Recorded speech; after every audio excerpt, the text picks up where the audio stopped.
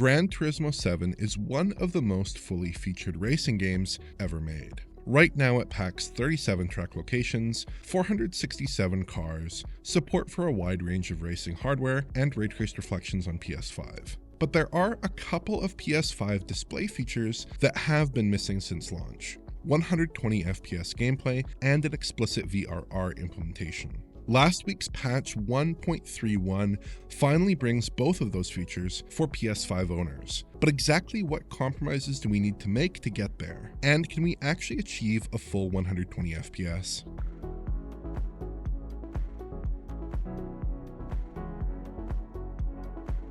Often when developers advertise 120Hz support, they don't really mean a full 120 FPS. In a lot of games, take Deathloop for instance, a 120Hz mode simply means an unlocked frame rate that can go up to 120 FPS, but usually falls below. That's sort of what I expected with Gran Turismo 7, but thankfully this patch is much more interesting than that. Gran Turismo 7 now packs an additional 4 graphical modes. You can enable both the resolution mode and the frame rate mode at 120Hz, and both behave very differently when the VRR toggle in the PS5 system settings is switched on. Let's start with the regular 120Hz non-VRR mode options. The frame rate mode at 120Hz should offer us the best performance, so how does it actually fare here? During gameplay, we do manage to hit a locked 120 FPS the overwhelming majority of the time. It's a perfectly smooth 120, even in intense 20-car races on lush circuits. I was able to get the game to slip slightly and drop a few frames, but only in wet weather races, with the car at the very back of the starting grid, which is a pretty extreme case. I really have no complaints with performance during gameplay at all. But outside of the racing gameplay, GT7 can struggle to hit 120 at times. Replays, for instance, still mostly hum along at 120 FPS, but drop frequently, with lows around 80 FPS in intense moments. The in-game menus can also drop frames, which is a touch annoying, but again, this doesn't affect the core racing gameplay, where consistent performance is most critical. The resolution mode at 120Hz is surprisingly pretty similar to the frame rate mode. Races, again, generally do hug that 120 FPS line, for instance. I did, however, notice that in the most extreme racing conditions, with rainy weather enabled and starting at the back of the grid, I could induce a more significant frame rate drop. In comparable gameplay, we're about 10 FPS lower here. But typical races work perfectly well and produce the same snappy 120 FPS feedback that you would get from the frame rate mode. Replays do tend to suffer quite a bit more here though. These typically hover between 50 and 80 FPS and look pretty unstable. I would probably prefer a scaled back visual target here to hit a higher frame rate, but it doesn't matter too much, I suppose. Visually speaking, both modes acquit themselves fairly well, though hitting a full 120 FPS does come with significant compromises. The gameplay resolution in the frame rate mode comes in a bit north of 1080p at approximately 1260p, while the resolution mode hits 1440p. It's a fairly minor difference, which makes sense given the similar frame rates between the two options. Unfortunately, GT7's anti-aliasing doesn't do an amazing job with more restricted pixel counts, so there is a fair bit of aliasing here in both modes. The game has a slightly messy resolve on the whole, which doesn't really flatter the cars very much or the environmental artwork. Replays look clear and are likely operating at higher resolutions, though capture limitations rendered these a bit tough to count. Neither mode, unfortunately, offers the ray traced reflections that the resolution mode at 60Hz output does pack. Other visual settings seem virtually identical to the full-fat 60Hz PS5 experience for the most part. I did notice a minor difference in the apparent draw distance of grass, though this definitely could be related to the rendering resolution. That means that even though we're operating fairly close to the PS4 release in raw pixel counts, foliage and crowd density are much more respectable than the last gen version. Lastly, in-game UI elements seem to render at a sub 4K resolution with these modes enabled, and there is a fair bit of aliasing on in-game text elements. It's not too bad, but it is a bit annoying.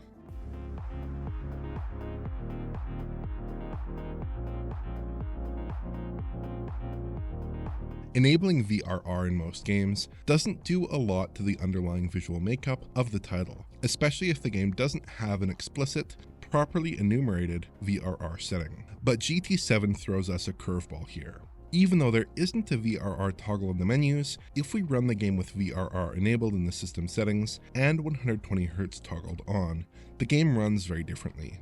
Now, the framerate mode in VRR does seem pretty similar to its non-VRR counterpart, at least in terms of performance. Here we're usually operating at 120 FPS, but there are dips on occasion, specifically in the custom wet weather race that I use to stress the earlier modes. These drops are minor, and because we are operating with variable refresh, it's all pretty academic stuff. You wouldn't really be able to notice any sort of issue while playing. Besides, 120 FPS is typical for gameplay, and replays are also mostly at 120, with performance that's pretty similar to the regular framerate mode. As a quick reminder here, capture limitations preclude us from getting a proper direct feed from the PS5 in VRR, so this is off-screen filmed footage. But using the PS5's system-level screenshot function, I was able to pull out a good resolution count here. And the framerate mode with VRR comes in at 1440p with no ray tracing as with before. Essentially, Polyphony Digital gives you an experience pretty similar to the normally refreshed resolution mode, just with VRR to pick up the slack when the game would otherwise suffer from noticeable drops. The resolution option in VRR is where things get interesting. On the surface, performance actually seems sort of disappointing. The game operates in a window of roughly 70 to 100 FPS during gameplay, which is a substantial step down from any prior option. Replays dip further still, hitting the 50s fairly regularly. It's an improvement over the stock 60 FPS, but it's not the 120 FPS that the other options usually reach. There is one big caveat here though. A quick pixel count of the resolution mode with VRR reveals that the game is hitting a full 2160p. Measured up against the PS5 at 60Hz, it's just about identical.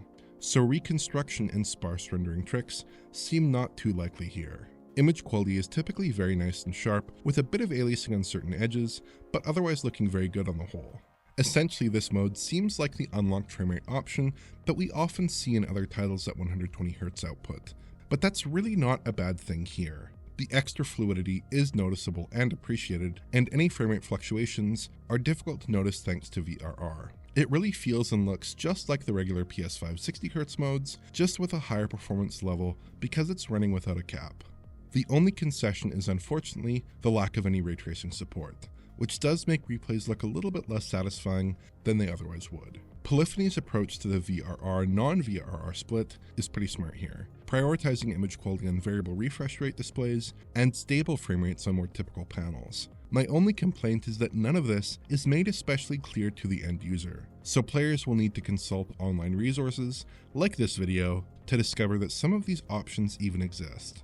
As a side note, I did try to see if I could capture this directly by booting a game with VRR on and then turning VRR off in the PS5 system settings, but no dice. Toggling VRR also toggles the correct modes on or off even if the game is currently running.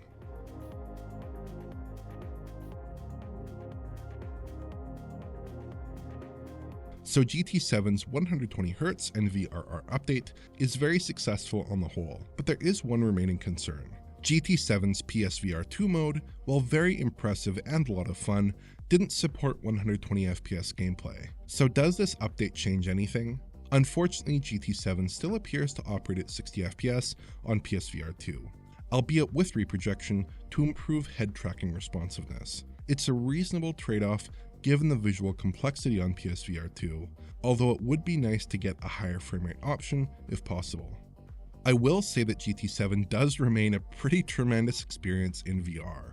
As John covered in his video last month, the game just feels superb on Sony's latest VR headset. I have enjoyed other racing games on VR systems, including GT Sport and Drive Club on the original PSVR, but the visual quality, image clarity, and gameplay feature set here is just on another level. If some continued effort could bring the PSVR 2 here to 90 FPS or above, that would be fantastic, but this is a top-class racing effort regardless.